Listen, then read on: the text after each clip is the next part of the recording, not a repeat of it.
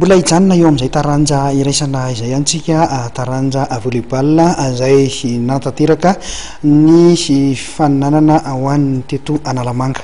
Totosa tamin'ity androany ity tokoa tetsy amin'ny kianja mitafy tetsy Mahamasina ireo lafamarana ho an'ny azokazo taona rehetra izany amin'ity fanana fiadinana ny tompona ny Ligna Analamanga ity ho an'izay taranja volleyball izay nisan'ny vokatra azo tamin'ity androany ity izany fandresen'ny VBCD tao amin'ny skady minime zazavavy torak'izay ihany koa ny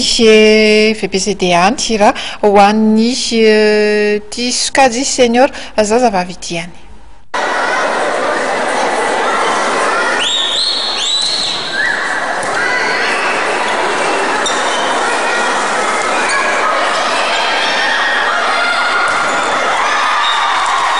Skady dimy no niarika ny lafamarana amin'ny fiadinana tompon'akany Ligna Analamanga androany tontolo andro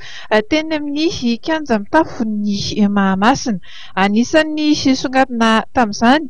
ny nandresen'ny ekipan'ny VBCD tamin'ny setatelo noray ny ekipan'ny AMVB teo amin'ny senior vehivavy.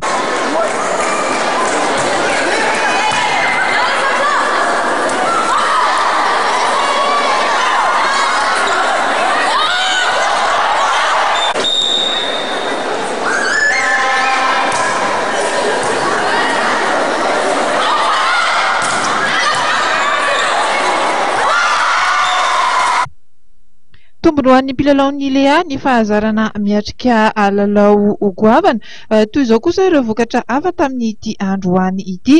teo amin'ny minime zazavavy ny VBCD dia napindrika ny Azy tamin'ny seta roa ohatra tamin'ny seta telo roa no nandresen'ny 3 FANS ny Azy teo amin'ny skady cadette ho an'ny junior lehilahy ny Azy nandresen'ny 3 FANS telo roa ary teo amin'ny skady division faharoa lehilahy ny AS Michel nandresen'ny RVB tamin'ny seta telo ohatra. Mbola mandeha amin'izao fotoana ihany koa moa ny famaranana goavana efa ndona ny ekipan'ny Gosfa sy ny VBCD ho an'ny skady senior lehilahy.